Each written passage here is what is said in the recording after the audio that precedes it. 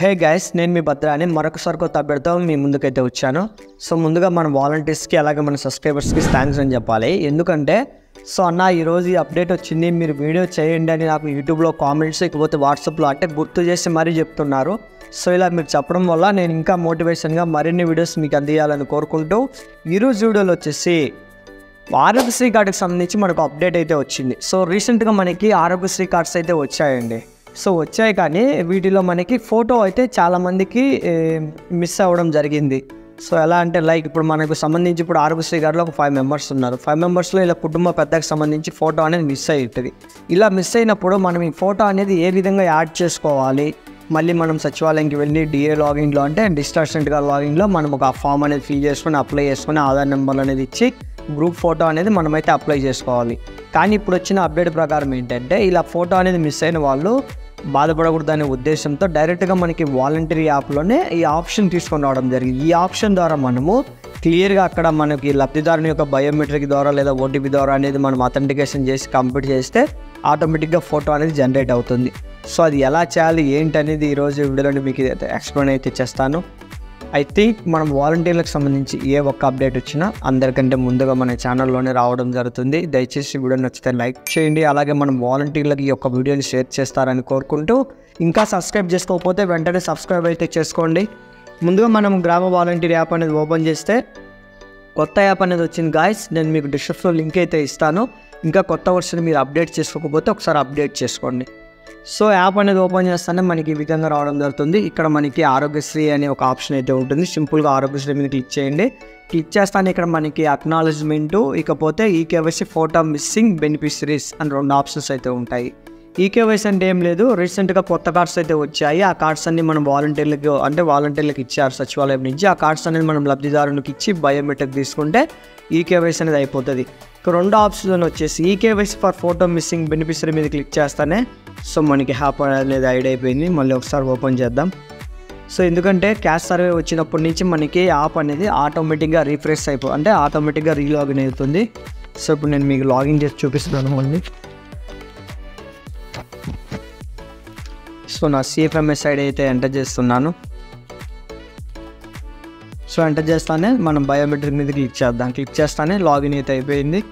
So ఇప్పుడు కొత్తగా వచ్చిన అప్డేట్ ప్రకారం మెనీ టైమ్స్ అయితే అన్లాక్ అయిపోతుంటుంది ఆటోమేటిక్గా. సో ఆరోగ్యశ్రీ మీద క్లిక్ చేసి ఈకేవైసీ మీద క్లిక్ చేస్తానే ఇక్కడ మనకి ఆరోగ్యశ్రీ నెంబరు ఆధార్ నెంబర్ అనేది అడుగుతుంది. సో ఆధార్ నెంబర్ ద్వారా కొంతమంది డేటా రాదు కాబట్టి మనం ఆరోగ్యశ్రీని అయితే ఎంచుకొని, ఇకపోతే ఇక్కడ మనకి ఆరోగ్యశ్రీలో ఏదైతే నెంబర్ అయితే ఉంది కదా, ఈ నెంబర్ అనేది మనం ఇవ్వాలి. సో ఇప్పుడు నేను నెంబర్ అయితే ఇస్తున్నాను, 1011247894.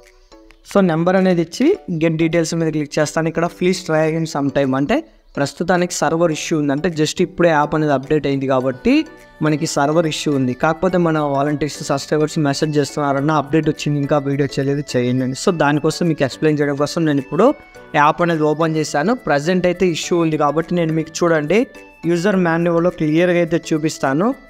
సో యాప్ అనేది ఓపెన్ చేస్తానే ఆరోగ్యశ్రీ అయితే ఉంటుంది. ఆరోగ్యశ్రీలో 2 ఆప్షన్ మీద క్లిక్ చేసుకోండి. ఈ 2 ఆప్షన్ మీద క్లిక్ చేసుకుంటానే ఇక్కడ మనకి చూడండి ఆధార్ నెంబర్ కానీ ఆరోగ్యశ్రీ నెంబర్ ఎంటర్ చేస్తాను. సెర్చ్ బై బెనిఫిషరీ నేమ్, అక్కడ మనకి 2-3 ఉన్నట్లయితే ఒక నేమ్ ద్వారా సెర్చ్ చేసుకుంటే ఇక్కడ వాళ్ళ పేరు అనేది అయితే వస్తుంది.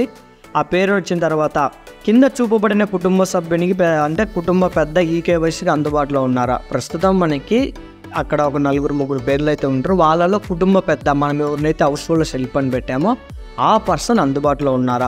సో అందుబాటులో ఉన్నారంటే సింపుల్గా అవునైతే పెట్టండి, కాదంటే కాదని పెట్టండి. ఇప్పుడు ప్రజెంట్ మా ఫ్యామిలీలో మా హెడ్ ఆఫ్ ది ఫ్యామిలీ మా మదర్, సో అందుబాటులో ఉంటే అవునని అయితే పెడతాను. పెట్టిన తర్వాత ఇక్కడ మనకి నేమ్స్ అయితే వస్తాయి.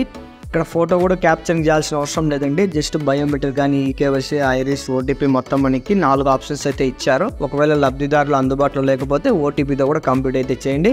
జస్ట్ టిక్ అనేది వేసేసి మనం ఓటీపీతో అయితే కంప్లీట్ అయితే చేసేయచ్చు. కంప్లీట్ చేసేస్తే అక్కడికి ఈకేవైసీ అయిపోతుంది. సో ఇక్కడ చూడండి, if the head of the family household not available and volunteer selected no individuals on rest of the family members ఉంది. సో ఎవరైనా ఒకవేళ హెడ్ ఆఫ్ ది ఫ్యామిలీ లేకపోతే ఫ్యామిలీ మెంబర్స్తో కంప్లీట్ అయితే చేయండి. ఇకపోతే కింద చూపబడిన ఈకేవైసీకి అందుబాటులో లేకపోతే కాదని పెట్టేస్తే ఆటోమేటిక్గా మనకి కంప్లీట్ అయితే అయిపోయి ఆ రిమైనింగ్ ఫ్యామిలీ మెంబర్స్ అయితే వస్తాయి.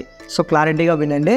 ఫస్ట్ ఆఫ్ ఆల్ మన కుటుంబ పెద్ద నేమ్ అయితే ఆటోమేటిక్గా చూపిస్తుంది. ఆ పర్సన్ ఉంటే ఆ పర్సన్తో కంప్లీట్ చేయండి. రిమైనింగ్ ఆ పర్సన్ లేకపోతే కాదని పెడతాను కింద మనకి వేరే కుటుంబ సభ్యుల డీటెయిల్స్ అయితే వస్తాయి. ఆ డీటెయిల్స్లో ఎవరో ఒక అథెంటికేషన్ అనేది మనం అయితే తీసుకోవాలి. ప్రస్తుతం ఆరోగ్యశ్రీకి సంబంధించి వచ్చిన అప్డేట్ ఇదే అండి. మరి ఒకసారి యాప్ అనేది క్లియర్గా అప్డేట్ అయితే మరొక వీడియో అయితే వస్తాను. ఐ థింక్ ఈ వీడియో మీకు యూస్ఫుల్ అవుతుందంటేనే లైక్ చేయండి, లేదంటే డిస్లైక్ చేయండి.